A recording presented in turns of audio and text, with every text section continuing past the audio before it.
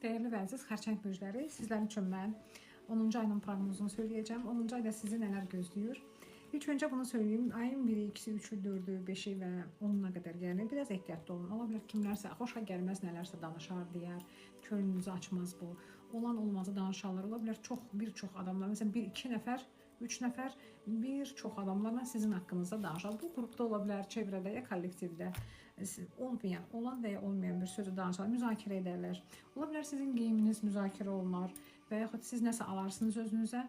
Məsəl üçün tutalım, telefon almışsınız və yaxud da hansı bir aparatura bunu müzakirə edərlər və bu da sizin xoşunuza gəlməz. Əsas odur ki, çox diqqət yetirməməlisiniz bunların boş-boş danışmaqlarına və dəyərli xərçəng bürcləri, sizlər üçün qaranlıqdan işığa gedən yol görünür. Bu asanlıqla tez həmən olmayacaq, amma yavaş-yavaş məsafə olacaq. Məsəl üçün bir günə həllini tapırsınız bir işin, bir də var ki, bu işin həllini 3 günə, 4 günə tapırsınız, amma olacaq. Xərçəng bürcləri üçün ümumiyyətcə çətinlikdən çıxır. Sənəd işi çıxır, nəyəsə imza atmaq. Ola bilər siz qərar verərsiniz, əmlak, torpaq, ev alqı-satqısına və yaxud siz ola bilər qərar verərsiniz ki, məsəl üçün mən bu əmlakı filan əmlakla dəyişirəm, transfer çıxır. Satmaq da deyil, transfer. Filan kəslə filan şeyi barter edirəm, filan əşyanı. Və siz xərçənglər üçün tanışlıq çıxır. Amma tanışlığa qədərini saxlayıram indi.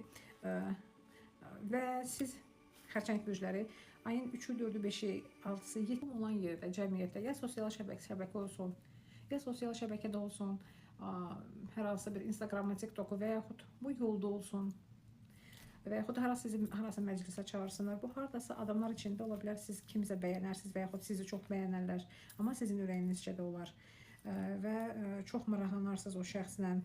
Ümumiyyətcə ayın 14-ü, 15-i, 16-sı, 17-si nəyəsə qərarını verəcəksiniz.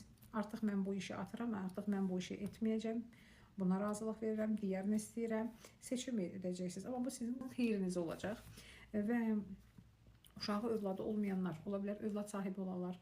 17-si ümumiyyətcə sizin üçün yəni çox təəccüb edəcəksiniz. 17-sinə, 19-una, 21-nə nəsə xəbər eşidə bilərsiniz ki, ola bilsin uşaqlar olacaq və yaxud anidən eşidərsiniz ki, kiminsə toyudur, düyünüdür, siz də dəvətlisiniz və ümumiyyətcə 21-dən sonra siz xərçənglər üçün 3 etapa böləcəksiniz həyat qrafikinizi. Köhnəni atırım, sevgiyə aid, sevdiyim şeylərlə məşğul olacağım, sevdiyim insanı görəcəm və yaxud buna diqqət yetirəcəm və məqsəd qoyacaqsınız qarşınıza.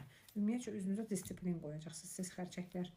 Ola bilər kimlənsə səyahətə çıxarsınız ayın sonu, harasa gedərsiniz və orada da özünüzün biznes işiniz haqqında və yaxud öz sənətiniz üzrə işiniz haqqında danışıqlar gedər. Rituallar etməlisiniz. 21-i. Ümumiyyətcə xərçəng bürclərinə rituallar çıxır.